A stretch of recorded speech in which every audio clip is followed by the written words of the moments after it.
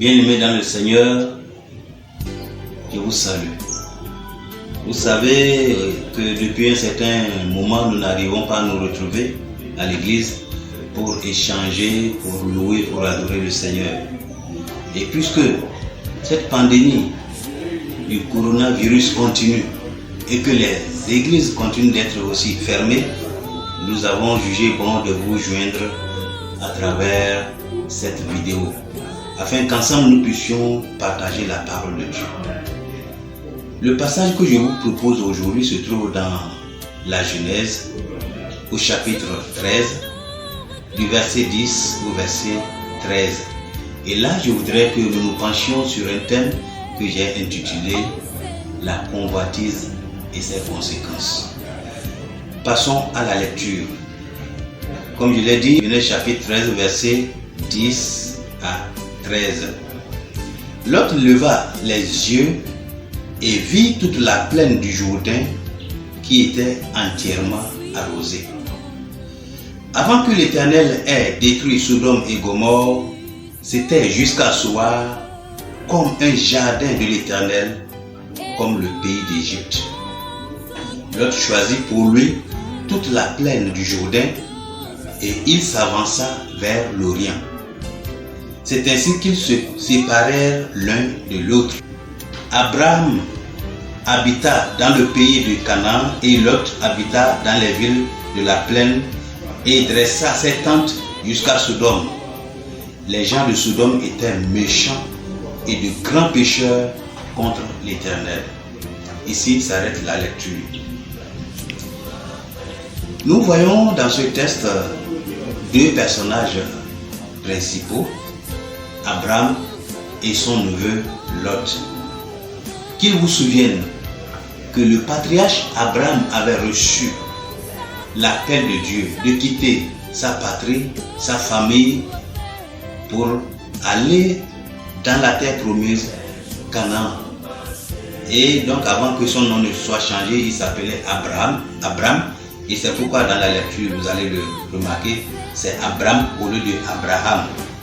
Alors, Abraham ayant quitté sa patrie et sa famille, fut suivi par son neveu Lot. Et tous ensemble, ils s'avançaient vers la terre promise. Ils sont arrivés à une étape où, à cause de l'effectif considérable de leurs animaux, leurs bergers n'arrivaient plus à s'entendre. Et un jour au pâturage, ils ont eu des démêlés qui vraiment ont été très sérieux. À leur retour à la maison, ils en ont fait le compte rendu à leur Seigneur, qui ont jugé bon de trouver la solution à cet état de choses. Et la solution proposée par Abraham à son neveu était la séparation. Les deux devraient se séparer afin que chacun puisse être en paix. Et c'est ainsi que le patriarche Abraham dit à son neveu: choisis pour toi là où tu veux aller. Si tu vas à l'est, moi j'irai à l'ouest. Alors, le passage que nous venons de lire dit que Lot a levé les yeux et il a vu la vallée du Jourdain qui était très arrosée, une vallée vraiment très verdoyante et où il espérait vraiment que ses animaux allaient trouver un pâturage excellent. Il choisit donc la vallée du Jourdain et Abraham va de l'autre côté. La parole de Dieu nous dit qu'il ne s'est pas simplement implanté à un seul endroit, puisque sa première étape c'était le soir, mais après ça il a continué à s'avancer vers Sodome et Gomorrhe, ces deux villes réputées dans leur mauvaise vie, dans leur mauvais témoignage, dans leur vie de péché. Donc, plus tard, Lot s'était retrouvé dans ces villes-là. Et il s'est fait qu'à un moment donné, 4 rois s'étaient unis pour mener la guerre aux environs de Sodome et Gomorrhe et même jusqu'à ces deux villes-là. C'est ainsi que ces 4 rois ont pu vaincre Sodome et Gomorrhe et ils ont emporté toute la richesse des villes qu'ils ont vaincues, y compris Lot, le neveu d'Abraham. Bien-aimé dans le Seigneur, la convoitise, lorsqu'elle vous tient, vous ne voyez pas immédiatement les conséquences qui y sont attachées. Lot a choisi la vallée du Jourdain, voyant immédiatement les bénéfices que cela rapporterait à son troupeau, voyant ce qu'il allait gagner, parce que lorsque le troupeau va se multiplier, devenir immensément grand, alors c'est aussi la richesse qui se multiplie. Mais derrière tout ça, Lot n'avait pas vu qu'en s'approchant de ces villes mauvaises, il s'exposait au danger. Et voilà aujourd'hui, Lot est emporté. Il s'est fait prisonnier par ces 4 rois qui ont attaqué les 2 villes. Bien-aimé dans le Seigneur, dans ta vie, qu'est-ce qui continue aujourd'hui à occuper ton cœur, à occuper ta vision, au point où tu ne veux plus respecter ce que Dieu a déterminé pour toi, mais tu cherches par tous les moyens, qu'ils soient bons ou pas, à avoir ce que Dieu n'a pas prévu pour toi. Rappelez-vous que c'est cette même convoitise qui a été à la base de la chute de Satan, qui autrefois était l'ange de lumière, Lucifer. Il a convoité la grandeur, l'honneur, la magnificence, la puissance du Créateur, et il fut maudit.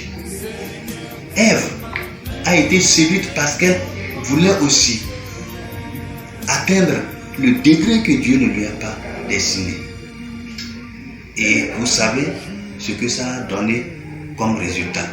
L'humanité entière a été entraînée dans le péché, avec toutes ses conséquences: maladie, meurtre, péché de tout genre, injustice, et j'en passe.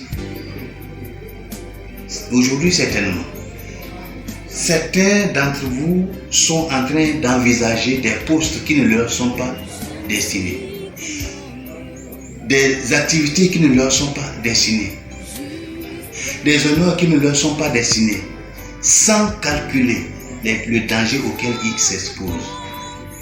Les gens sont prêts aujourd'hui à faire alliance avec le diable pour avoir des femmes, pour avoir des enfants, pour avoir la richesse, pour être nommés. Nous devons nous poser la question de savoir si tous ces vœux-là sont conformes à la volonté de notre Père Céleste. Il ne suffit pas d'envisager quelque chose par nous-mêmes sans nous poser la question de savoir si cela est conforme à ce que Dieu nous a destiné. Bien-aimés dans le Seigneur, prenons l'exemple de Moïse, lui qui a été élevé à la cour royale d'Égypte et qui pouvait acquérir le statut de prince héritier. Il a jugé bon de laisser tomber ce qui est éphémère, ce qui est mondain, pour s'attacher à son peuple qui en ce moment était en souffrance, parce qu'il avait en vue la gloire future du peuple de Dieu. Sachez aussi que le Seigneur Jésus, lorsqu'il a été tenté par le diable, avait reçu aussi cette offre de la part de l'ennemi, à savoir, si le Seigneur lui obéissait, il lui donnerait la gloire du monde. Mais le Seigneur a dit: toi Satan, efface-toi de devant moi. Le Seigneur a prescrit que lui seul est digne de notre adoration et pas quelqu'un d'autre. Nous devons savoir repousser nos aspirations qui ne sont pas légitimes, qui ne sont pas conformes à la volonté de Dieu.